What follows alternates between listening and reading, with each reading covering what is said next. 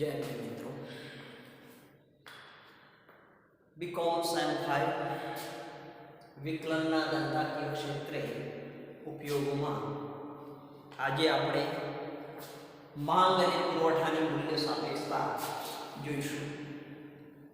मांगनो नियम आपणे ख्याल छे कि वस्तुनी किंमत वधे तो मांग में घटाडो थाय छे अने किंमत घटे तो मांग में વધારો થાય છે। એ જ રીતે પુરવઠાનો નિયમ પણ આપણે જાણીએ છીએ। પણ કેટલીક વસ્તુઓ એવી છે કે વસ્તુની કિંમત વધે તો એ વસ્તુમાં ફેરફાર એટલે કે એની માંગ ઝડપથી ઘટે છે। દાખલા તરીકે કોસ્મેટિક આઇટમો જે છે, મોજ શોખની જે આઇટમો છે, એ મોજ શોખની આઇટમોમાં આપણે તાત્કાલિક किंमत વધતા માંગમાં ઘટાડો થાય છે।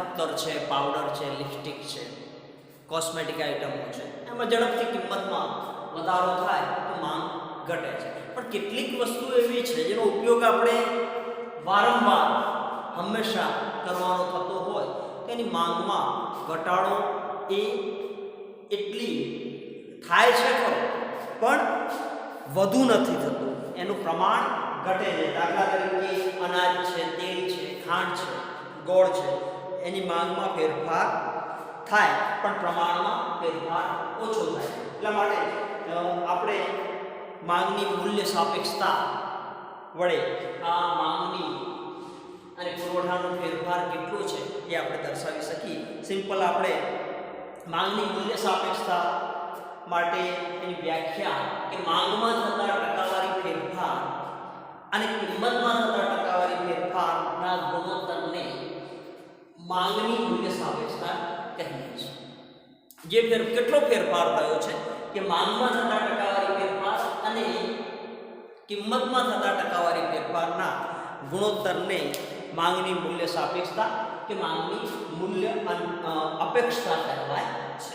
એટલે આપણે આજે માંગમાં થતો ટકાવારી ફેરફાર અને કિંમતમાં થતો ટકાવારી ફેરફાર જે છે એના ગુણોત્તરને આપણે શું કહીએ છીએ? માંગની મૂલ્ય સાપેક્ષતા કહીએ છીએ। આપણે માત્ર માંગ અને પુરવઠા માટે જે નિયમ છે એ નિયમ આપણે જોઈએ કે માંગની મૂલ્ય સાપેક્ષતાના દાખલા આપ્યા હોય તો આપણે એના માટેનું જે સૂત્ર છે, આપણે અત્યારે માંગનું સૂત્ર જોઈએ કે માંગની માટે સૂત્ર શું છે? આને આપણે ઈટા કહીએ છીએ, ઈટા, બરાબર છે? અહીંયા લખ્યું છે પણ ઈટા ઇઝ ઇક્વલ ટુ, જ્યારે માંગની મૂલ્ય સાપેક્ષતા શોધતા હોય તો આગળ માઈનસ મૂકીએ છીએ।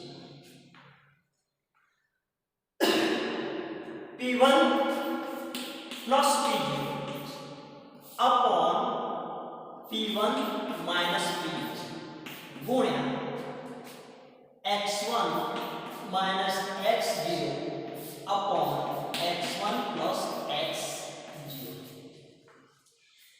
એટલે કે માંગની મૂલ્ય સાપેક્ષતાનું સૂત્ર છે eta is equal to minus P1 એટલે શું? તો P1 એટલે કે ચાલુ એટલે કે બદલાયેલ કિંમત, P બરાબર પ્રાઇસ પણ हालनी बदलाયેલ કિંમત, સુધારેલ કિંમત। P0 બરાબર શરૂની કિંમત, જ્યારે શરૂની કિંમત। એ જ રીતે x1 એટલે કે બદલાયેલ માંગ અને x0 બરાબર શરૂની માંગ। આ એનું સૂત્ર છે। સર તો માંગની મૂલ્ય સાપેક્ષતા માટેનું આ સૂત્ર છે।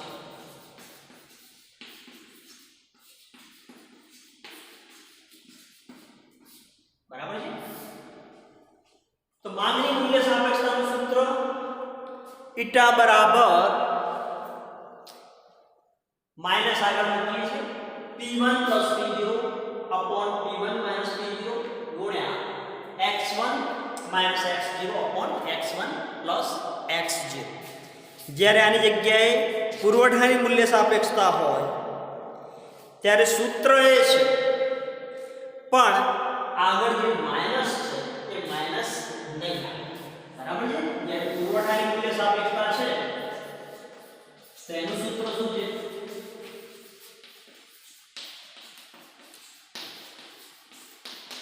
બહુ મહત્વનું છે કે જ્યારે પુરવઠાની મૂલ્ય સાપેક્ષતા આપી હોય, આ માંગની મૂલ્ય સાપેક્ષતા છે, પણ પુરવઠાની મૂલ્ય સાપેક્ષતા હોય ત્યારે એને દર્શાવીએ છીએ આ બિલોંગ્સ ટુ, આગળ માઈનસ નહીં આવે, P1 plus P0 upon P1 minus P0 ગુણ્યા x1 minus x0 upon x1 x0. P1 બરાબર છે, તો P1 બરાબર બદલાયેલ કિંમત, P0 બરાબર શરૂની કિંમત, x1 બરાબર તો x1 બરાબર બદલાયેલ પુરવઠો અને x0 બરાબર શરૂનો પુરવઠો. બરાબર છે? એટલે અહીંયા આપણે આને શું કહીશું? Belongs to. અને આ છે વિટામિન્સ માંગની મૂલ્ય સાપેક્ષતા અને આ છે પુરવઠા. સૂત્ર એ છે, આગળ માત્ર માઈનસ નહીં. તેનો એક દાખલો આપણે જોઈએ. પેજ નંબર 160 ઉપર આપણને ઉદાહરણ આપ્યું છે. 160 ઉપર તો ઉદાહરણ વાંચું છું. ખાંડનો ભાવ કિલોગ્રામ દીઠ 3 રૂપિયા અને 40 પૈસા. ખાંડનો ભાવ કિલોગ્રામ દીઠ 3 રૂપિયા અને 40 પૈસા હતો ત્યારે તેની માંગ 1200 કિલોગ્રામ હતી. જ્યારે એનો ભાવ જૂનો ભાવ જુઓ, જૂનો ભાવ 3 રૂપિયા અને 20 પૈસા, 3 રૂપિયા અને 40 પૈસા. બરાબર છે? ત્યારે એની માંગ કેટલી હતી? 1200. જૂની માંગ 1200 કિલોગ્રામ હતી. જ્યારે ભાવ કિલોગ્રામ દીઠ 4 રૂપિયા અને 20 પૈસા થયો, એટલે કે બદલાયેલ ભાવ 4 રૂપિયા અને 20 પૈસા થયો, ત્યારે તેની માંગ ઘટીને 800 થઈ. જ્યારે ભાવ વધ્યો ત્યારે માંગ કેટલી થઈ? બદલાયેલ માંગ 800 કિલોગ્રામ થઈ. તો ખાંડની મૂલ્ય સાપેક્ષતા શોધો. તો ખાંડની મૂલ્ય સાપેક્ષતા આપણે શોધીએ. તો હવે શોધવા માટે આપણે સૂત્ર આ લખીએ.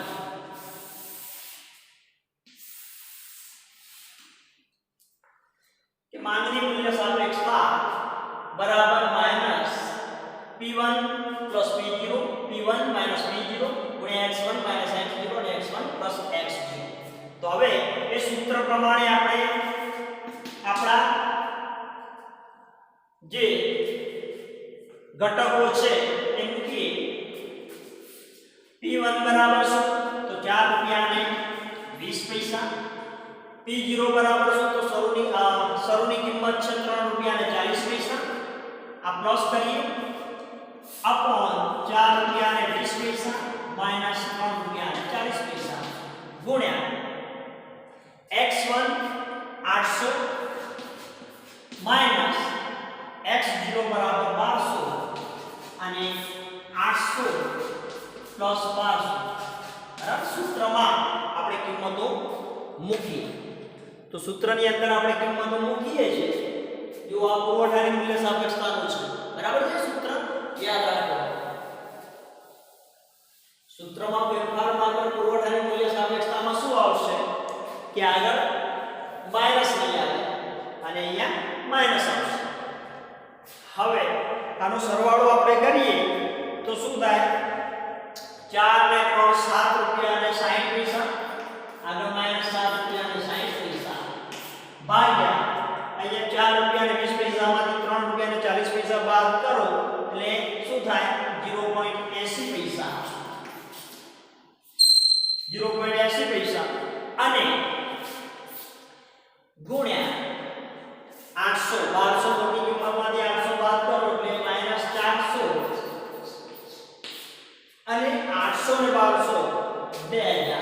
એટલે આપણને હવે કેલ્ક્યુલેટરનો ઉપયોગ કરીએ આપણે તો 7.60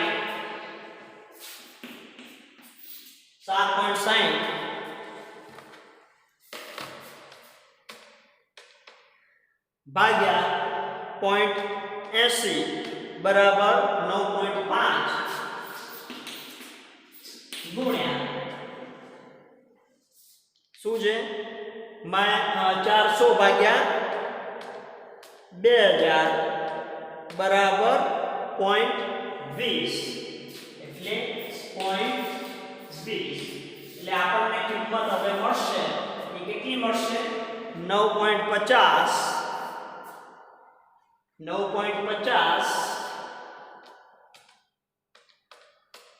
ગુણ્યા 0.20 બરાબર 1.9 માઇનસ માઇનસ બેકી સંખ્યામાં થાય એટલે પ્લસ 1.9 બરાબર છે આ આપણને કિંમત જોવા મળે છે એટલે આપણને જવાબ મળે છે માંગની મૂલ્ય સાપેક્ષતા કેટલી તો માંગની મૂલ્ય સાપેક્ષતા 1.9 આ આપણે શું જોયું તો માંગની મૂલ્ય સાપેક્ષતા સિમ્પલ દાખલા છે પરીક્ષામાં આવા દાખલા પૂછાય આવા દાખલા આપણે તૈયાર કરવાના થાય છે જો પુરવઠાની મૂલ્ય સાપેક્ષતા શોધવી હોય તો સૂત્રમાં આગળ માઈનસ નહીં આવે બરાબર છે સૂત્રમાં આગળ માઈનસ નહીં આવે ચલો હવે નેક્સ્ટ એના પછી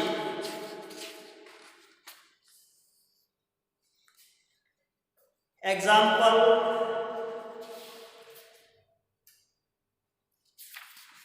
દાખલો આપણને આપ્યો છે એક્ઝામ્પલ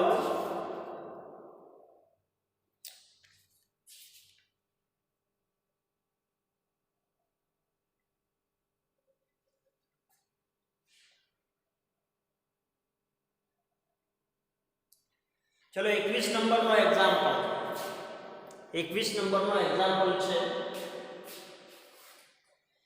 ફરી પાછું જુઓ ચોખાનો ભાવ કિલોગ્રામ દીઠ 4 થી ઘટીને 3 રૂપિયા અને 20 પૈસા થાય છે એટલે ચોખાનો ભાવ છે 4 અને 3 રૂપિયા અને 20 પૈસા થાય છે ત્યારે માંગ 1400 કિલોગ્રામ થી વધીને 1800 થાય છે તો માંગ જૂની હતી એ 4 રૂપિયા જૂની ભાવ ચલો આપણે ફરી પાછું જોઈએ ચોખાનો ભાવ કિલોગ્રામ દીઠ 4 થી ઘટીને એટલે કે જૂનો ભાવ 4 છે અને ઘટીને 3 રૂપિયા અને 20 પૈસા થયો ત્યારે માંગ 1400 થી વધીને 1800 થઈ એટલે પહેલા 1400 હતી કિલોગ્રામ અને 1800 થઈ તો હવે આપણે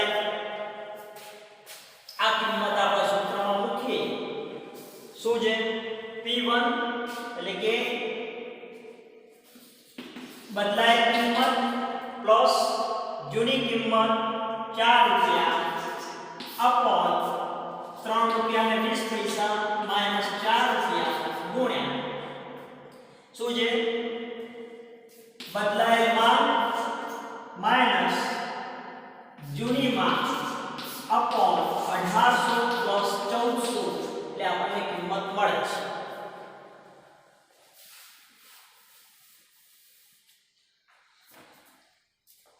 માઈનસ 4 ને 3 7 રૂપિયા અને 20 પૈસા અને 3 રૂપિયા અને 20 પૈસા માઈનસ 4 માંથી 3 રૂપિયા એટલે માઈનસ 0.80 ગુણ્યા 400 ભાગ્યા 32 સરવાળો કરો એટલે 3200 આપણને મળે કેલ્ક્યુલેટરનો ઉપયોગ આપણે કરો તો કેલ્ક્યુલેટરનો ઉપયોગ કરવાથી આપણને જે કિંમત મળે છે એ છે 7.2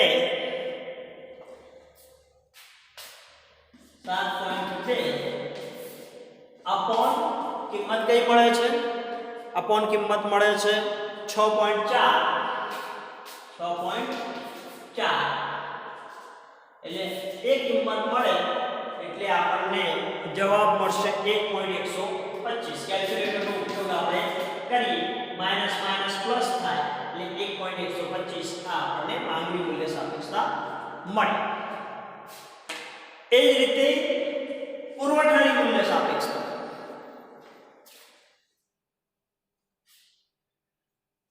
એ જ રીતે પુરવઠાની મૂલ્ય સાપેક્ષતા. તો પુરવઠાની મૂલ્ય સાપેક્ષતા માટે સૂત્ર છે, અહીંયા શું બદલાશે? belongs to અને માઈનસ નહીં, બરાબર છે? તો આ છે આપણું પુરવઠાની મૂલ્ય સાપેક્ષતાનું સૂત્ર.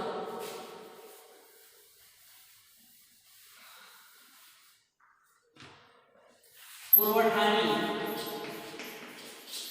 મૂલ્ય સાપેક્ષતા નું જે સૂત્ર છે એ છે belongs to is equal to, બરાબર છે? માંગની જગ્યાએ હવે આવશે પુરવઠો.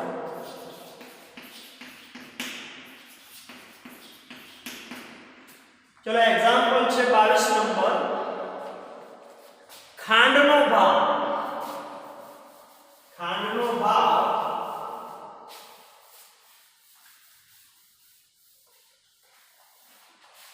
તો ખાંડનો ભાવ કિલોગ્રામ દીઠ 3 થી ઘટીને, એટલે જૂનો ભાવ છે 3 રૂપિયા, ઘટીને 2 રૂપિયા અને 40 પૈસા થયો. ભાવ ઘટ્યો ત્યારે તેનો પુરવઠો 2000 કિલોગ્રામ થી ઘટીને 1800 કિલોગ્રામ, એટલે પુરવઠો 2000 કિલોગ્રામ હતો એની જગ્યાએ 1800 થયો, બદલાય પુરવઠો 1800. તો હવે સૂત્ર પ્રમાણે ગોઠવીએ. belongs to શું આવશે? P1 બરાબર 2 રૂપિયા અને 40 પૈસા પ્લસ 3 રૂપિયા P0, 2 રૂપિયા અને 40 પૈસા પ્લસ 3 રૂપિયા ગુણ્યા x1 બરાબર 1800 અને ત્યાર પછી માઈનસ 2000, 1800 પ્લસ 2000. સૂત્રમાં કિંમતો મૂકીએ એટલે 3 ને 2 5 રૂપિયા અને 40 પૈસા અપોન આ માઈનસ છે, બરાબર છે? 2 રૂપિયા 40 પૈસામાંથી 3 રૂપિયા બાદ કરો એટલે કેટલા આવે?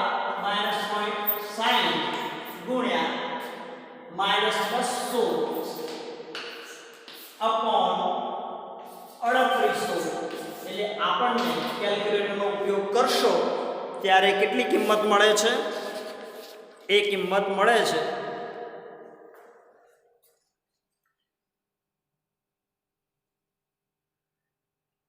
5 રૂપિયા અને 40 પૈસા અને 60 બરાબર આપણને કિંમત મળે છે. તમે જુઓ આ 1938 થાય એટલે 5 રૂપિયા અને 40 પૈસા -0.60 ગુણ્યા -200 બરાબર આપણને કિંમત એ મળે છે. એ કિંમત થાય 19. 200 મીન્સ 19 ભાગ્યા 3819 વડે ભાગીએ તો 19 મળે. એટલે આપણને કિંમત મળશે. એ કિંમત જવાબમાં છે એ 5 રૂપિયા અને 40 પૈસા અને 11.40 ગુણાકાર કરો એટલે કુલ જવાબ આપણને મળે છે એ છે 0.47. કેલ્ક્યુલેટરનો આપણે ઉપયોગ કરીએ તો 0.47 થાય. 5.40 ભાગ્યા 0.69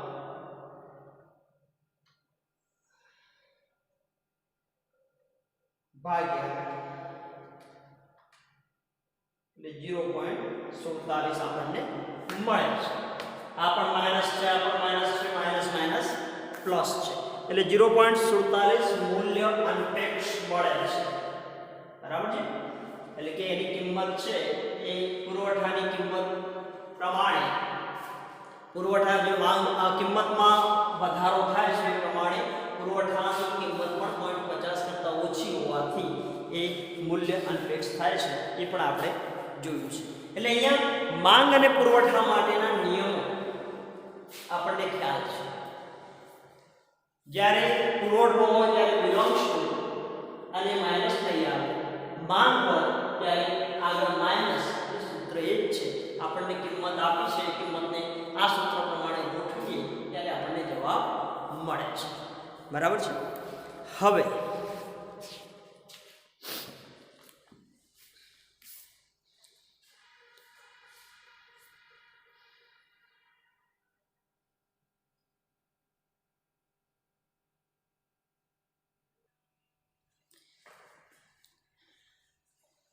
હવે માંગ અને પુરવઠાની મૂલ્ય સાપેક્ષતામાં જો આપણને વિધેય આપેલું કે માંગનું વિધેય આપેલું હોય બરાબર x બરાબર આપણને કિંમત આપી છે આપેલું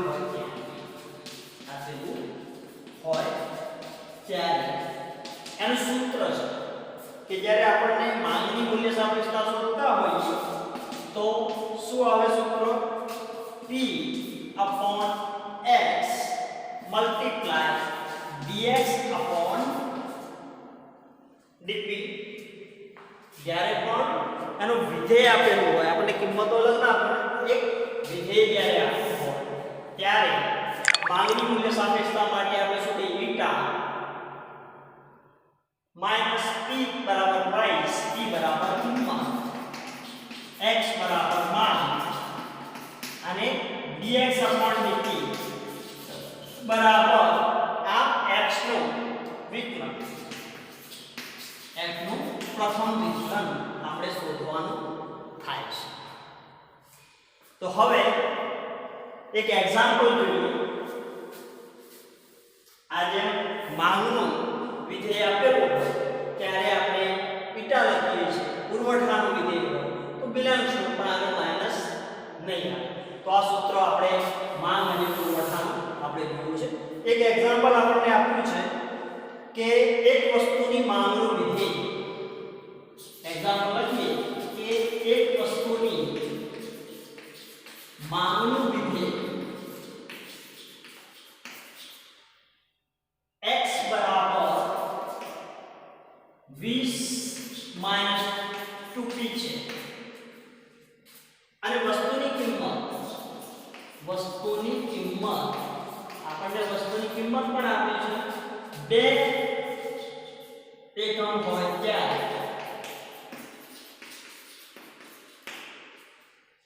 માંગની મૂલ્ય સાપેક્ષતા શોધો. માંગની મૂલ્ય સાપેક્ષતા શોધો.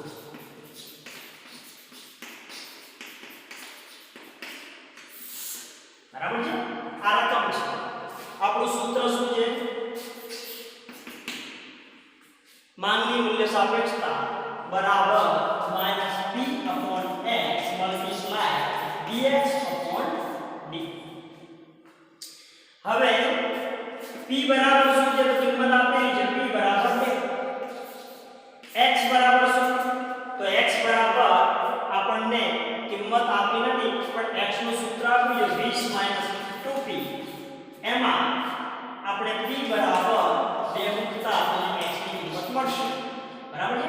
એટલે x બરાબર 20 2 2 બરાબર 20 4 બરાબર આપણને x ની કિંમત પણ મળે છે. p ની કિંમત મળી, x ની કિંમત મળી, p ની કિંમત મળી ગઈ, x ની કિંમત મળી ગઈ. હવે આપણે શું શોધવાનું રહ્યું કીધું? dx upon dt. બરાબર છે. સૌથી પહેલા આપણે p શોધીએ, x શોધીએ અને dx upon dt એટલે કે x નું આપણે વિકલન શોધવું પડે. બરાબર છે. તો x ની જે વિધેય છે, માંગનું વિધેય છે એનું વિકલન શોધીએ આપણે. તો હવે માંગના વિધેયનું વિકલન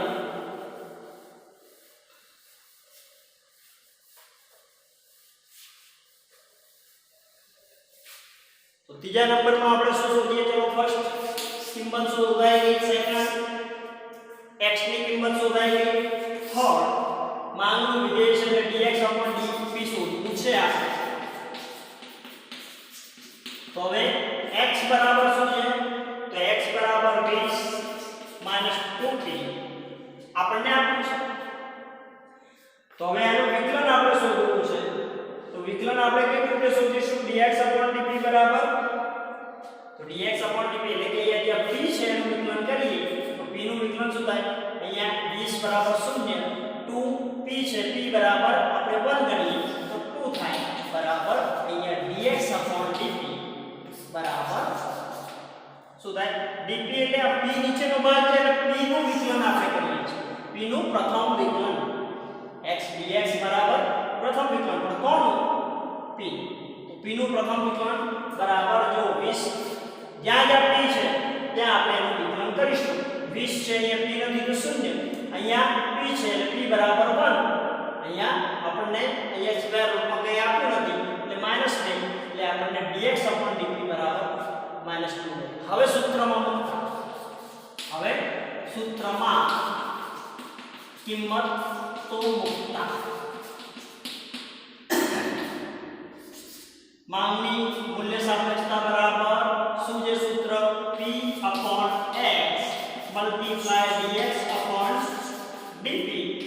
હવે p બરાબર શું? તો p બરાબર 2, x બરાબર શું? 16 ગુણ્યા અહીંયા dx/dp બરાબર -2 બરાબર. તો નીચે કોઈ કિંમત નથી તો આપણે એક મૂકી શકીએ. હવે 2 દુ -4 અપોન માઈનસ ડબલ છે એટલે +4 અપોન 16 એટલે શું કિંમત મળે? 1/4. 1/4 કિંમત આપણને મળે છે.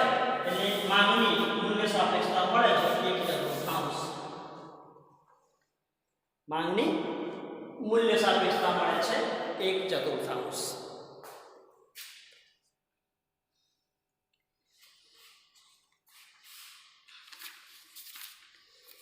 એવી જ રીતે એક્ઝામ્પલ 21 આપ્યો છે આપણને, અને 23, એક્ઝામ્પલ 23 એ પણ આપણે જોઈ લઈએ.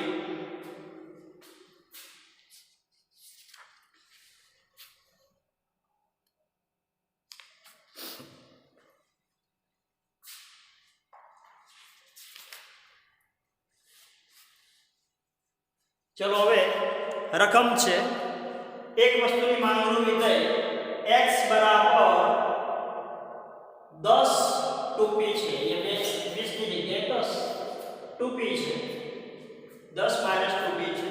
p બરાબર 4. p બરાબર શું છે? વસ્તુની કિંમત p બરાબર 4 એકમ હોય તો માંગની મૂલ્ય સાપેક્ષતા શોધો. બરાબર છે. તો આપણને p બરાબર 4 એકમ આપી દીધા છે. x શોધવો છે, x બરાબર 10 2p છે. p બરાબર 4 એકમ મૂકીએ તો અહીંયા 10 અને 2 4 એટલે 10 માંથી 8 જાય એટલે આપણને x બરાબર કેટલા મળે છે? 2. x બરાબર 2 મળે છે. હવે એનું વિકલન શોધીએ તો વિકલન શું થાય? 0 - 2 બરાબર -2 એનું વિકલન થશે. હવે સૂત્રમાં કિંમતો મૂકીએ તો સૂત્રની અંદર કિંમતો આપણે મૂકતા શું આવે છે?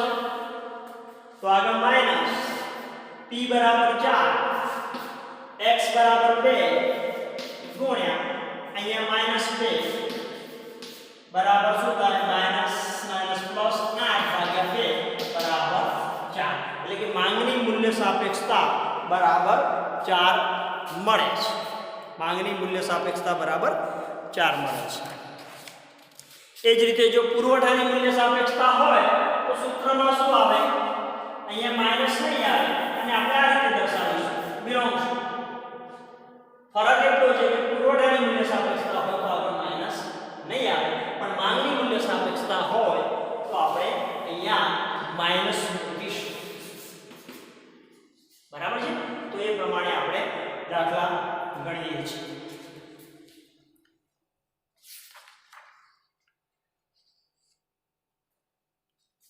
ચલો અહીં સુધી રાખીએ છીએ અને આવતીકાલે 2 થી 3 દાખલા ગણીને આ ચેપ્ટરને પૂર્ણ કરીશું. બરાબર છે. એટલે અહીંયા આ ચેપ્ટર પૂર્ણ થાય છે. બધાએ આજે જે દાખલા ગણ્યા માંગ અને પુરવઠાની મૂલ્ય સાપેક્ષતાના, તો એ પ્રમાણે બધાએ ઘરે તૈયારી કરવાની છે. ચોપડીની અંદર એક્ઝામ્પલો ઘણા બધા આપ્યા છે, એ ગણતરી કરો અને એક લેક્ચર લઈને હવે આ ચેપ્ટરો આપણે પૂર્ણ કરવાના છે. આ ચોથો યુનિટ પણ આપણો પૂર્ણ થઈ ગયો છે, લગભગ પૂર્ણ થયો છે. એક જ લેક્ચર આપણે બાકી છે. બધાએ ઘરે તૈયારી કરવાની છે. 28 તારીખે અરે 28 તારીખે યુનિવર્સિટીની ઓફલાઈન એક્ઝામ લેવાશે. એટલે બધાને ખ્યાલ હોવો જોઈએ, એ પ્રમાણે આપણે તૈયારી કરવાની રહેશે.